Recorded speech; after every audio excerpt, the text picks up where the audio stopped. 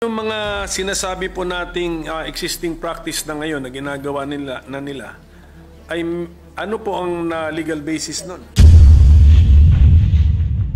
Po, napakaganda po ng tanong ng ating pinunong minorya. At yan po, alam niyo po, dito po sa aking kaliwa, kung titingnan niyo po, dahil ang sabi ko po sa kanila, Ginoong Pangulo, tayo po ay haharap sa bar tatner, mathematician pa. Kaya kailangan po, battery ng mga auditors ang kailangan po natin dito sa kaliwa. Ano po?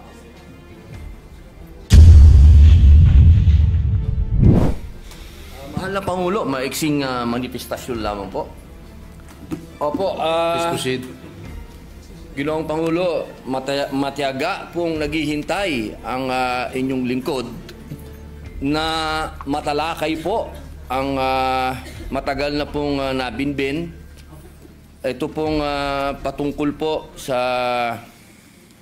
medical cannabis bill. Inaantay ko po na ito ay mapag-usapan po sa plenaryo at inaantay ko pa rin po ang aking mga kasamahan na mag-i-interpellate po dito. Nais ko lamang pong magtanong kung hanggang kailan po ako mag-aantay sa interpellasyon. Napakahalaga po sa akin ng bill na ito. I have been patiently waiting for my medical cannabis bill to be discussed in plenary, but unfortunately not one of my colleagues is prepared to interpolate this measure. Be that as it may, I will be waiting here for the availability of my colleagues to interpolate. Yun lamang po, maraming salamat po. Thank you, Senator Padilla. Yes, Minority Leader. Mr. President, the minority is always prepared. It's a matter of scheduling by the majority leader. Yes. May we ask the Majority Leader if it is in the agenda for today? Yes, Mr. President, it's in the agenda, but we are prioritizing those measures that are already in the advanced stage, Your Honor, Mr. President. Yes, maybe we can ask our colleagues if they are ready to interpolate the measure of Senator Padilla. Maybe we can ask the members of the majority first if those who are scheduled to interpolate the bill of Senator Padilla.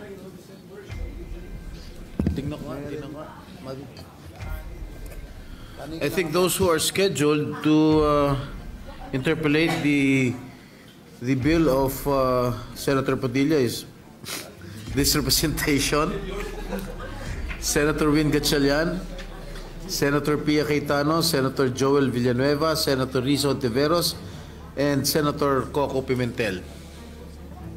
I think, is Senator Sherwin ready to interpolate? He is here right now.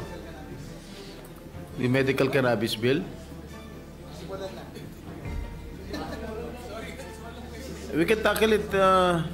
Yes, Mr. President, probably later on after we tackle some important measures, we'll talk to the members of the majority who will be ready to. Yes, we can proceed later if some of our colleagues are ready to interpolate the bill of Senator Padilla.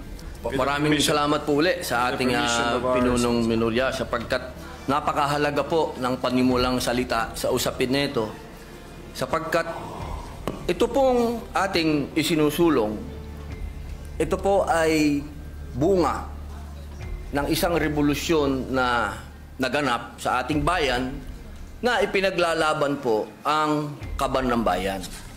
Ibig pong sabihin, ito pong COA na atin pong binabanggit dito, Ginoong Pangulo, ito po ay napakahalaga ng papel nito sa ating bayan.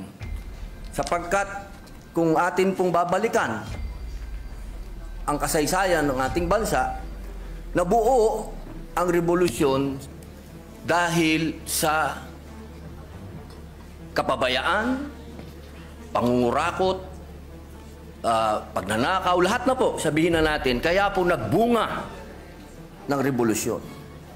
At kung titingnan po natin sa 1987 Constitution,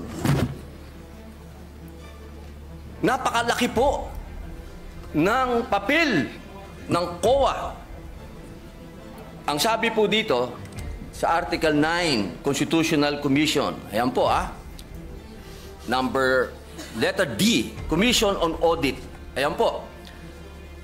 Ginoong Pangulo, ang sabi po dito, the Commission on Audit shall have the power, authority, and duty to examine, audit, and settle all accounts pertaining to the revenue and receipts of and expenditures or uses of funds and property owned or held in trust by or pertaining to the government or any of its subdivisions, agencies, or instrumentalities, including government-owned or controlled corporations with original charters on a post-audit basis. Medyo mahaba-haba po ito. Kasi kasama po dito, pati po yung mga state colleges, lahat po ay sakop ng COA, Ginoong Pangulo. Ngayon, meron lang po tayong pinagdadaanan na siyempre po, sa takbo po ng panahon, mahal na Pangulo, Tama ba to? hindi naman po pwede And on a post na magmula po 1987 na nagawa po itong saligang batas, ang pinakamataas na batas dito sa ating bayan, hindi po nagkakaroon ng mga hakbangin para palakasin pa ang binigay na kapangyarihan sa COA. Alam niyo po, Ginoong Pangulo, ang ating pong COA ay masasabi po natin na international na ang kanilang standard. Dahil sa amin pong mga ginawang pagdinig, ang COA po ay miyembro at palagi ang uma-attend ng mga international seminars at studies patungkol po sa pag-audit. Ang kailangan lang po natin ngayon, mga mahal kong kababayan, ay yung kapangyarihan na ibinigay po sa kanila ay palakasin natin. Hindi inuulit ko po Hindi po natin dinadagdagan. Wala po yan, bawal po yan. Ang gusto po natin, mahal na Pangulo, ay palakasin po yung mga ibinigay sa kanilang kapangyarihan. Kaya meron po dito sa ating panukala na mga bago pong probisyon. Pero ito pong mga probisyon nito, mahal na Pangulo, hindi na po ito bago. Meron pong ilan na pinapractice na, meron pong ilan na masasabi nating bago. Pero yung pong mga bago na yun, pagka atin pong pinag-usapan, ay parang hindi na rin bago. Kaya po, aking mahal na Pangulo at ang atin pong pinakamamahal din na pinunong minorya na pagka binalikan po natin ang kasaysayan, ako po ay talagang punong-puno ng kaligayahan sapagkat ang tatay po ng ating pinunong minorya at ang tatay ko po'y magkasama. Sila po'y magkasama nung panahon ng revolusyon. Kaya ito pong pinag-uusapan natin ay parang continuation po ito kung ano ang pinaglaban ng aming mga ama. Kaya ako po, mahal na Pangulo, hindi ko po sinasabing ako po'y eksperto, hindi po ako magaling sa batas, hindi din po ako mathematician, hindi din po ako auditor, ako po'y isang revolusyonaryo. Kaya ang hinihingi ko po sa aking mahal na kaibigan, sa ating pong pinunong minorya, ay maging kapartner ko po siya dito sa paglinang ng panukala na ito. Sapagkat naniniwala po ako na ang pinaglaban ng aming mga ama hanggang ngayon, ito po ang natatanging lamang panglaban ng taong bayan sa korupsyon. Ito lamang pong COA. Maraming salamat po, Ginoong Pangulo.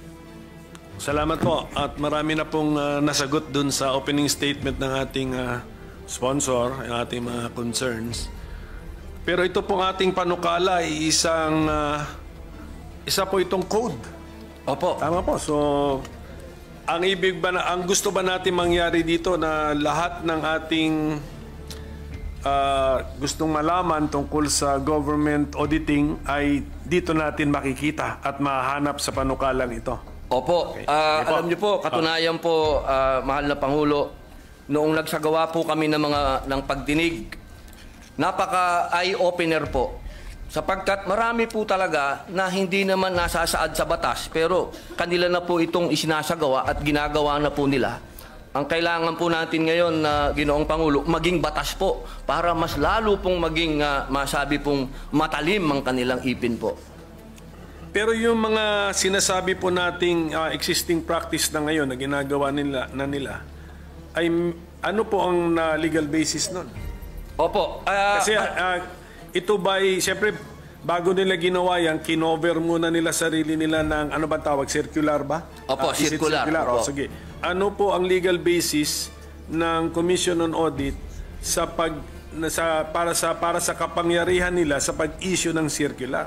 Opo, napakaganda po ng tanong ng ating pinunong Menorya. At yan po, alam niyo po, dito po sa aking kaliwa, kung titingnan niyo po, dahil ang sabi ko po sa kanila, Ginoong Pangulo, tayo po ay haharap sa Bartat-Natcher. Mathematician pa. Kaya kailangan po, battery ng mga auditors ang kailangan po natin dito sa kaliwa. Ano po?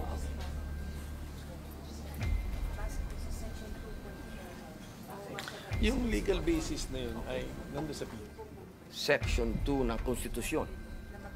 Opo.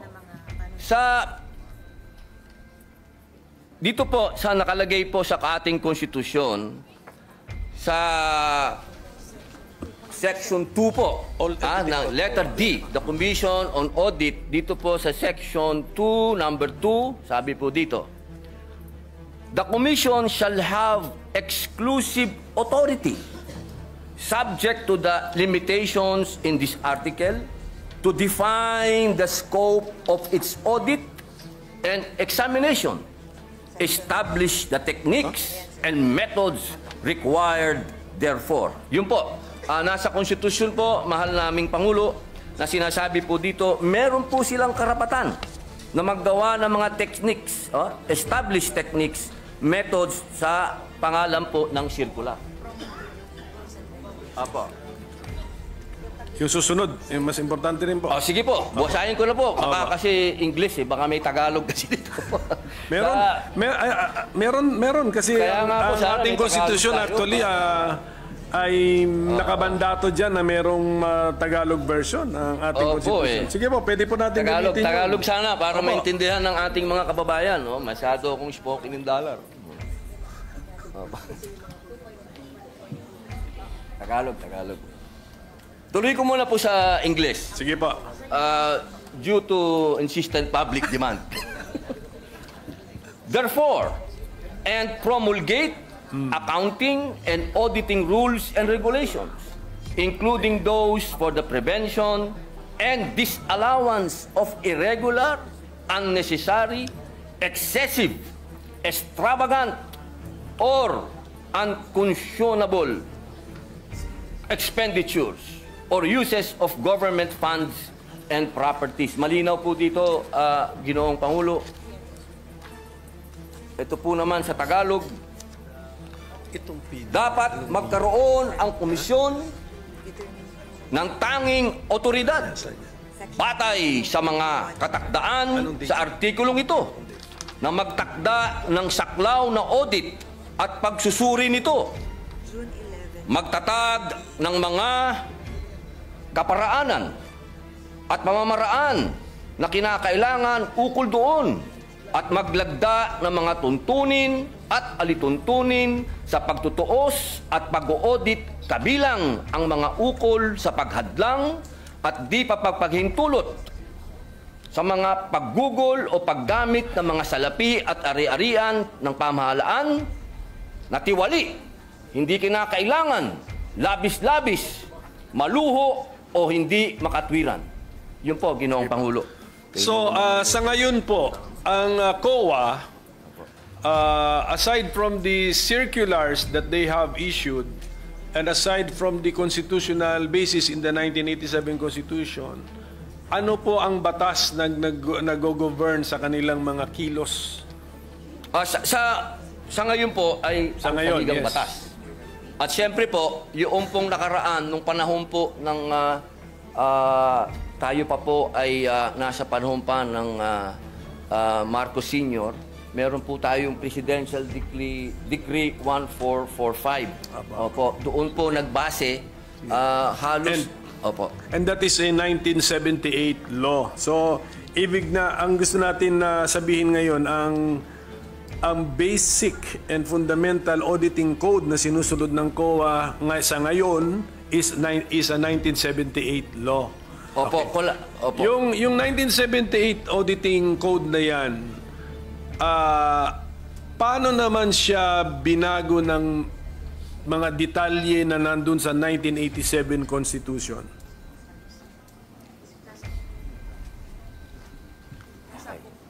Opo. Ng 1987 Constitution. Ayan, napakaganda po ng iba talaga pala pag may battery ka dito po. Opo. Ito po, ang sabi po nila, nandoon po ito sa Book 5 ng Admin Code of the 1987 Constitution. Meron po ba tayo? Book 5. Of the Admin Code. Opo, Admin Code. So, meaning to say, according to our resource persons, Book 5 of the Administrative Code of 1987 repealed, even indirectly, repealed or replaced the June 1978 Government Auditing Code? Or ano sila, complementary sila? Opo. Opo. Siya daw po ay complementary. Okay, sige. Opo, Kaya nga, ang tanong ko nga, Mr. Opo. Okay. So, ang gusto nilang sabihin sa atin is, sa ngayon, hindi naman talaga nakarely ang COA sa isang 1978 na issuance. Opo. Pati na rin sa Book 5 ng Admin Code ng 1987. Okay. Opo. Kaya po ang next tanong ko, kung medyo na-update na rin naman pala, ano po naman ang pagbabago na ating ilinagay sa ating panukala such that it is more desirable now to have this new government auditing code? Opo.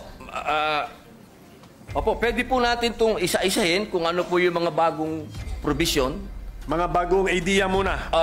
May mga bago ba tayong idea o bagong approach dito sa ating panukala? Kasi kung unless sasabihin nyo po sa amin na Opo. yung circular, pinagsama-sama lang natin lahat at ginawa nating code. Ganun ba ang ginawa natin dito sa panukalang ito o hindi? Katulad po ng sinabi ko po kanina, Ginoong Pangulo, meron po kasing sa takbo po ng panahon, meron din po silang mga ginagawang pag-aaral sa abroad. Ano po, opo. At yung mga best practices po ngayon sa abroad, gusto din po natin maisagawa. Pwede akong sumingit tungkol dyan. Opo. Ang ating bang COA chairman ay chairman ng isang international organization sa ngayon? Para pagkaalam ko, chairman ata siya ng isang international organization. So, Siya po ay member po. member. Opo, Okay, member automatic po siya. na may member tayo. Sige po, so continue sir. Kung ano yung kung may bago bang ideya dito sa ating panukala na hindi pa captured ng Book 5 of the Admin Code and the 1978 General Auditing Code tatawag na, or Government Auditing Code, yes. Opo.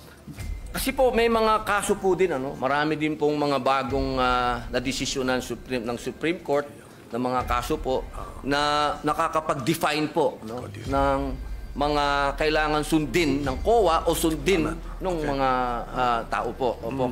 Kaya kailangan po yung mga batas na bago, ito pong ating ginagawa na mapalakas po para maisama na rin po yung mga Supreme Court rulings po na may kinalaman po sa COA at yung mga practices na rin po ngayon ng COA na ginagawa na rin po nila na maging batas po. Opo. Siguro po, Mr. President, maganda yon. Kung mabigyan lang tayo ng idea o sample ng ating sponsor, Opo. ano ang mga bagong ideya na nakuha natin sa jurisprudence na ilinagay na ngayon natin sa panukala?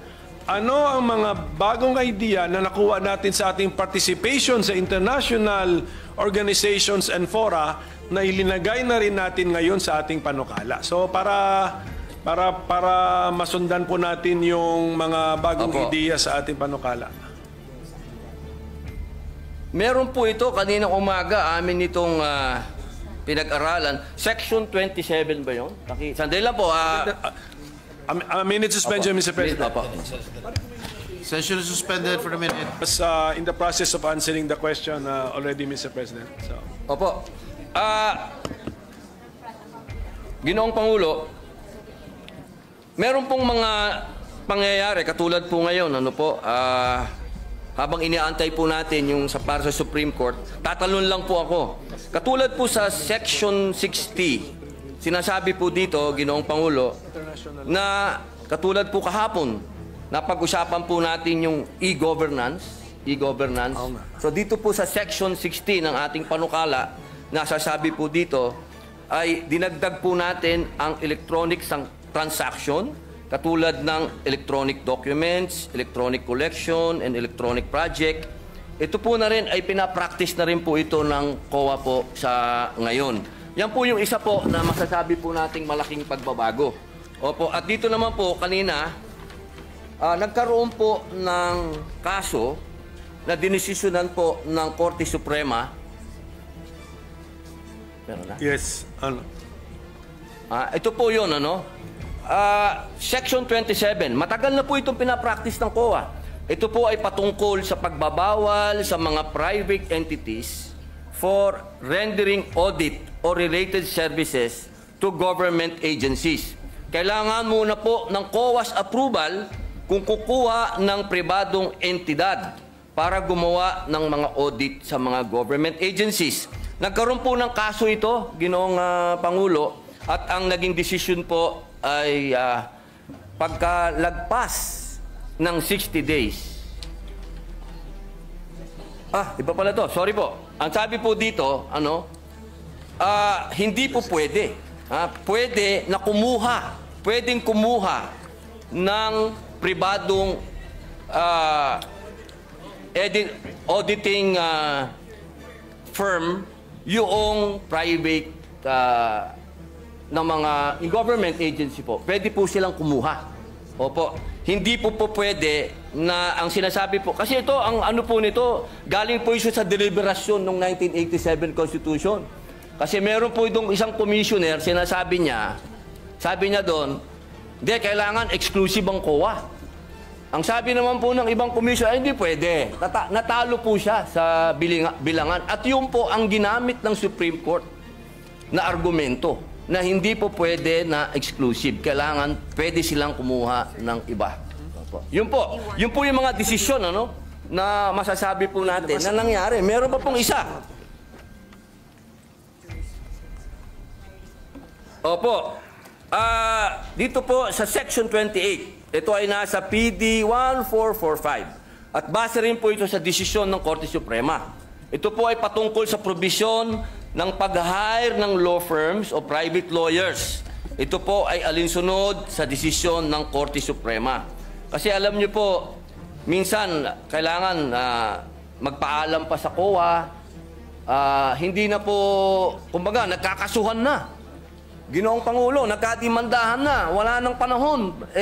Ang sabi po dito, na kapag lumagpas na yung 60 days, deemed approved na po yung request ng kung sino man pong ang gustong mag-hire ng lawyer, private lawyer. Yun po yung mga masasabi nating bago na meron po talagang bigat. Kasi ito po ay may kinalaman na sa mga desisyon ng Korte Suprema at ganoon din po doon sa paparating po na e-governance.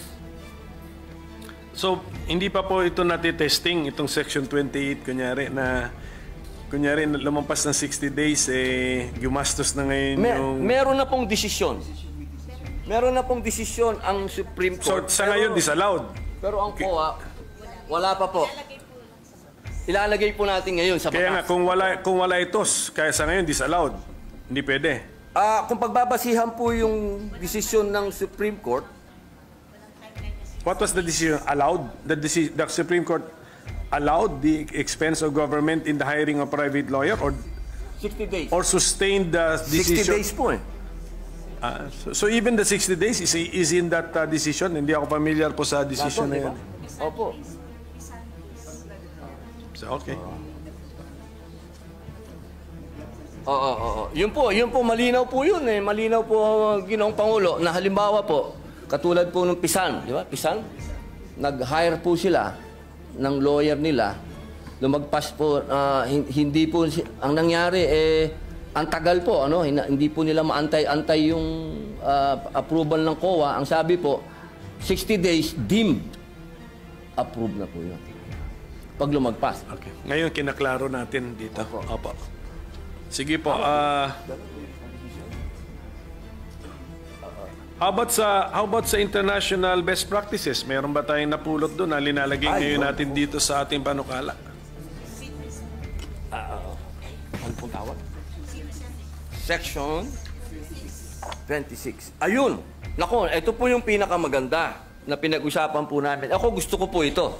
Kasi maraming lugar na hindi napupuntahan ng COA. Nakalagay po dito sa Section 26. Institutionalizes COA Citizen Participating Audit Program. Ito po yung Deputized Citizen Participatory Office. Since 2016 pa po ito, ginagawa nyo na. Opo, nagde-deputize po sila. Opo, ng mga mga CPA po, no? Tawag po nila CPA, opo. Kaya po, ito po ay napakaganda sapagkat marami pong lugar dito sa ating bayan ang hindi po na pupuntahan, Ginoong Pangulo. So ito pong participation ng civil society organizations na natin ay linilimit natin sa remote and critical areas. Bakit hindi natin gawin as a general rule? Opo. Sama sila. Actually, Sama sila. general rule po siya. Opo. Well, ito pang ang pagkasulat natin ay located page 20 line 17 to 18 nakasulat dito. Monitoring of projects located in remote and critical areas. So, mukhang maganda itong idea na ito. Bakit din natin gawing partner ng COA ang CSO? For all, if you want. Opo, yun daw po, practice na po na raw nila, Ginoong Pangulo. Ito po yung ginagawa na raw po nila. Opo. So, balikan po natin itong 26. Ano natin? Opo. I-expand po natin. Opo. Hindi ba sa bidding ay required, sa public bidding, required ang mga observers from civil society rin? NGO? Ganon? So, pag ino-audit ba ng COA ang isang project, tinitignan ba nila how the public bidding was conducted? Kasali po ba yun? Do they also, and in the process, do they look for the participation of the CSO or NGO or PO? Wala yung... Ay, pwede pa natin ito. Okay po. Limited lang daw po ang binibigay. Sige. Opo, doon sa... Pero sa lahat po ng bidding nandun. Kayo? Ang COA. Opo, ang COA po nandun. Sa lahat po ng bidding na... Sige pa, so nakita naman natin yung... Andun yung attempt sa Section 26. Hindi ano na natin? Mas broad na. Ano na natin yung spirit nung anong panukala, nung section po, ayusin na po natin. Opo. Tapos, Mr. President, bago ko ito malimutan, may mga concerns na riniraise yung mga private entities na it's either meron silang ano ba yun yung sa PPP? PPP. Because of the PPP, allowed ang private entities na parang meron siyang merger of activities or transactions with the government. Yun, meron silang isang section po rito, section 24, if I'm not mistaken, na yun po ang concern nila na ano bang klaseng audit authority ang gusto ma-exercise or pwedeng ma-exercise ng COA sa kanila under our bill, Mr. President? Opo. Ito po ay napakagandang tanong po ng ating pinunong minorya sapagkat ito po ay napakarami na po talagang tumawag din po ng aking pansin dito sa usapin nito. Kaya ito din po ay nagkaroon din po kami ng napakahabang talakayan dito. Ngunit ako din po ay nasagot ng COA sapagkat una po nilang sinabi sa akin na meron daw po talaga na tinatawag na Republic Act 11966. Ito pong RA na to sa second paragraph, section 31 ng PPP Code. Kung saan sinasabi po na ang mga PP projects awarded subject sa Government Audit Code or 2009 Revised Rules of Procedure ng COA and amendments thereto. Sa provision na ito, itinakda rin the COA in consultation and coordination with the PP codes shall adopt and promulgate the necessary framework and guidelines on accounting and auditing PP projects. Kaya dito po, sa ating Section 24, maliwanag naman po dito, ito ay patungkol sa limited jurisdiction ng COA. Sa mga private entities, kasama na rito ang public utilities. Kung meron po tayong mga pumasang batas na patungkol po dyan, yung RA number 11659, ito po yung Public Service Act. Opo, na sinasabi din po na sinabi po ng korte na hindi naman to unconstitutional. So, sila po ay tatamaan po ng limited jurisdiction ng COA sa pag-audit po.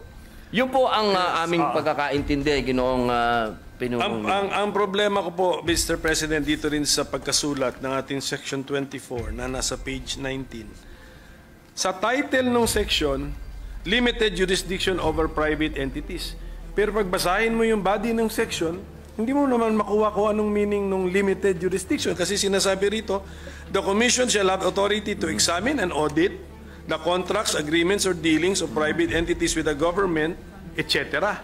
So, the words used are examine and audit, which is the normal words, Mr. President. So, where is the limitation found, Mr. President?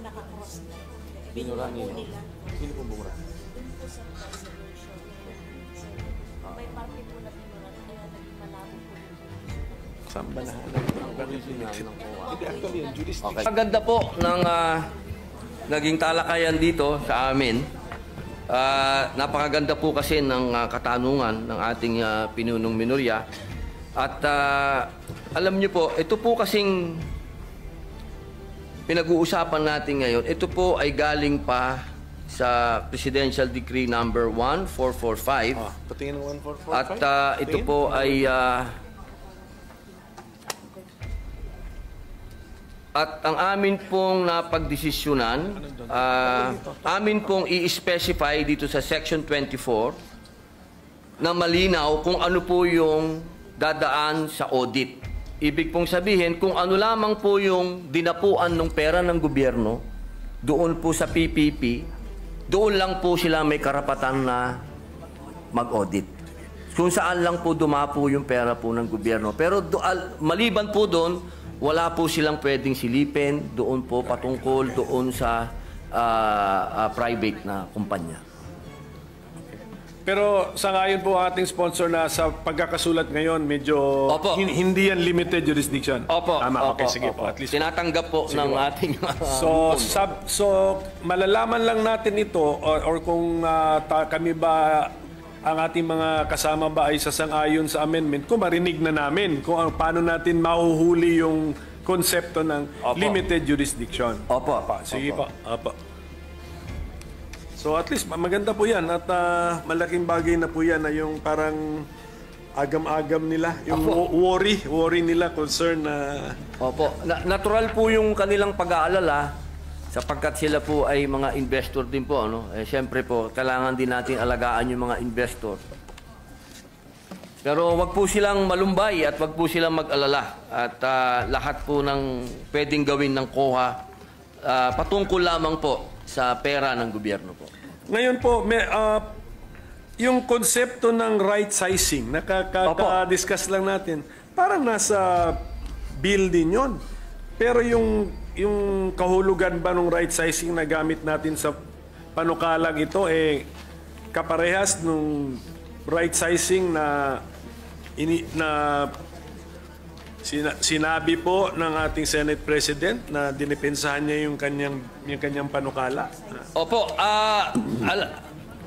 alam niyo po, kung mapapansin niyo po, kasama po ako ng ating Ginoong Pangulo doon sa right sizing sapagkat naniniwala po tayo doon. Pero kanina po sa kanyang paliwanag, malinaw din po na sinabi niya, hindi po ibig sabihin nun na tayo po ay magbabawas o ano. Kung hindi, pipiliin po yung mga tao talaga na talagang sila po yung magpe-perform. Yung talaga pong may mga kakayahan. Yung tunay po na masasabi po natin na madi-deserve po nila kung magkano po yung natatanggap nilang sweldo mula po doon sa ahensya ng gobyerno. Kaya ako po ay nakasuporta po doon. At dito po, sa kasalukuyan, naririnig ko po ang aking lupon at kanila pong naisagutin ang inyo pong katanungan. Opo.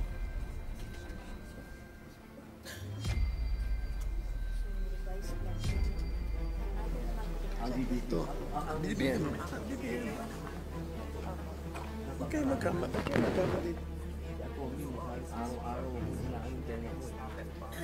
Opo. Katunayan po, Ginoong Pangulo, lahat po ng aksyon ng COA na may kinalaman po sa organisasyon po nila, ito po ay dumadaan po sa DBM. Yun, Opo. Ito po ay ina-approve ng DBM. Ang kanila pong tinatawag na revised plantilla. Opo. Wala po silang pagmamalabis po na ginawa patungkol po sa right size. Hindi natin binabago yon. Yung authority ng DBM na daanan ng kanilang ideya o proposal at magbigay ng approval ay nandito po sa ating panukala. I-retain natin yon. Opo. Opo.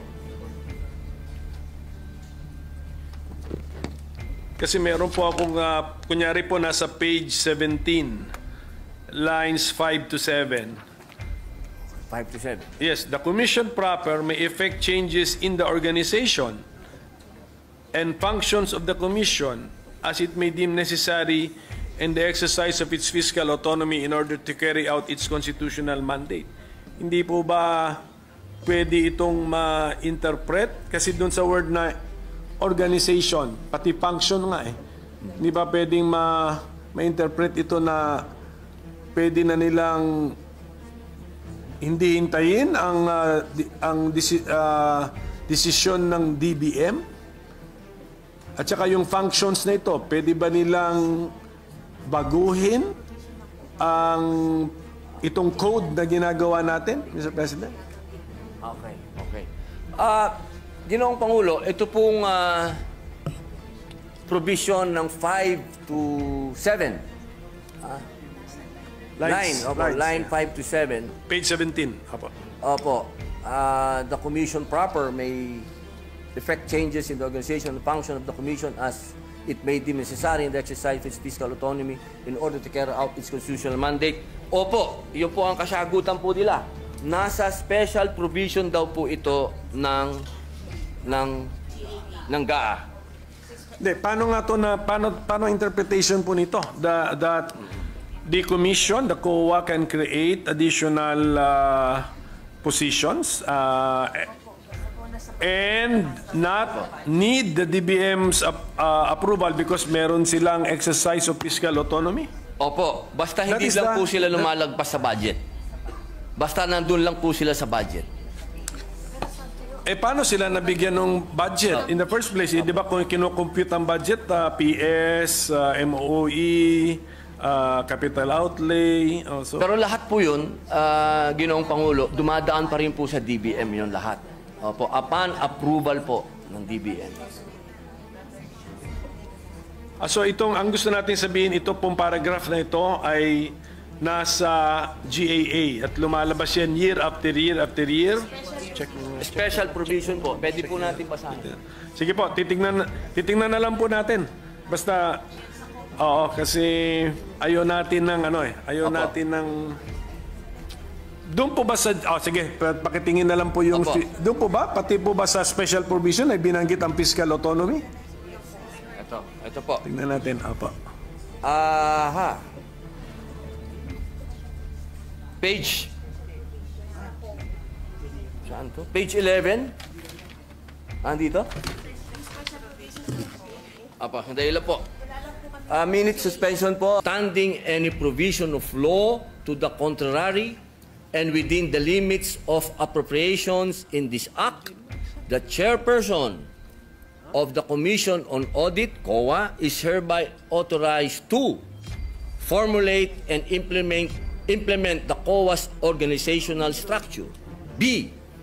Fix and determine the salaries, allowances, and other benefits of the COA personnel in accordance with the rates and levels authorized under RA number 6758 as amended and RA number 6686 as amended. And C. Create new positions, transfer an item, or make other adjustments in the personal services itemization whenever public interest so requires. Implementation of the foregoing shall be subject to compliance with organization, staffing, and position classification and compensation standards of the DBM. Scrap and build policy and submission to DBM of a resolution stating the changes in the organization and staffing in accordance with the foregoing standards and policy for proper documentation. Yun po, Ginoong Pangulo. Okay. Wala bang Tagalog yan? Pero alam niyo yung tanong ko po. Kung yung paragraph na yan, lines 5 to 7, Opo. ay nandun sa special provision, ang layo po nung binasa ninyo, hindi naman yung paragraph na yan eh. So siguro ang sinasabi nila sa atin, kinompress yung at linagay. Pero delikado po kasi mag-compress tayo ng ilang ideas kasi when we re-expand the compressed sentence, pwedeng iba na ulit yung conclusion natin, iba na po. So, mukhang ang sagot sa tanong ko, hindi. Wala itong paragraph na lines 5 to 7 ay wala sa special provisions. Hindi po. Wala po.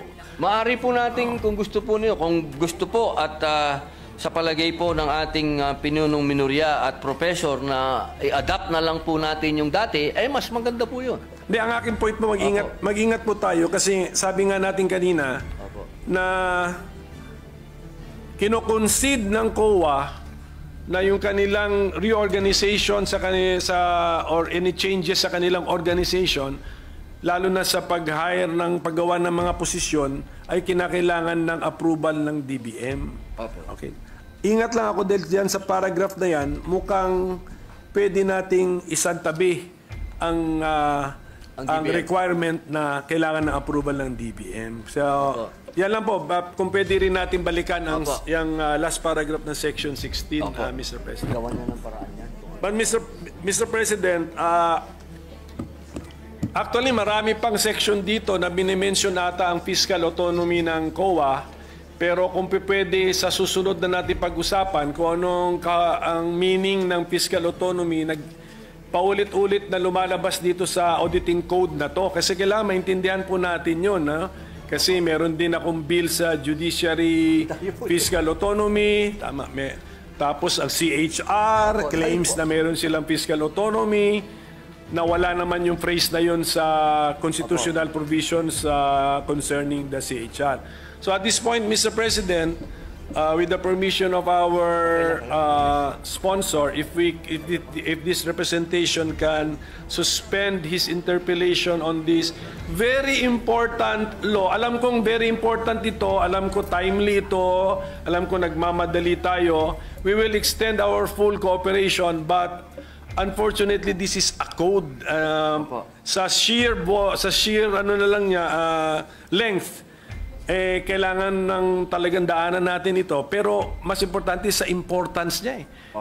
Kasi buong gobyerno, subject to this code, plus yung limited jurisdiction sa mga private entities na magdi-deal sa gobyerno, aabutin din sila ng code na ito. So ganun po kahalaga ito. Kaya sana maintindihan po ng ating mga resource persons na iti-testing natin yung mga ideas, yung mga new mga concepts, old concepts, i-testing natin kung relevant pa ba, applicable pa ba. Then kung yung mga new concepts, iti-testing din natin kung mag-work ba sa tunay na buhay. So that is the purpose of our interpellation. But we are the minority is supportive of this bill. Napapanahon na. If 1978 yung PD, 1987 yung Book 5 ng Admin Code, ano na po yun? I mean, 30 plus years na ang basis. Nagbago na mundo. Sige po. So, and of course, I know for a fact na very exposed ang ating mga auditors to their participation in international organizations and fora. And in fact, meron tayong mga auditors na hinahire ng UN. Tama? Tama. So, must be, ano na yun, parang, anong tawag mo nun? Parang, ano ba yun? Parang endorsement or ano ba yun? Patunay na po yun. Patunay or pagkilala sa galing at abilidad at reputasyon ng ating mga auditors. Okay? So, yun lang po yun. So, I hope they understand may konting delay but this is a necessary delay. I hope they understand. So, thank you, Mr. President, if I can suspend my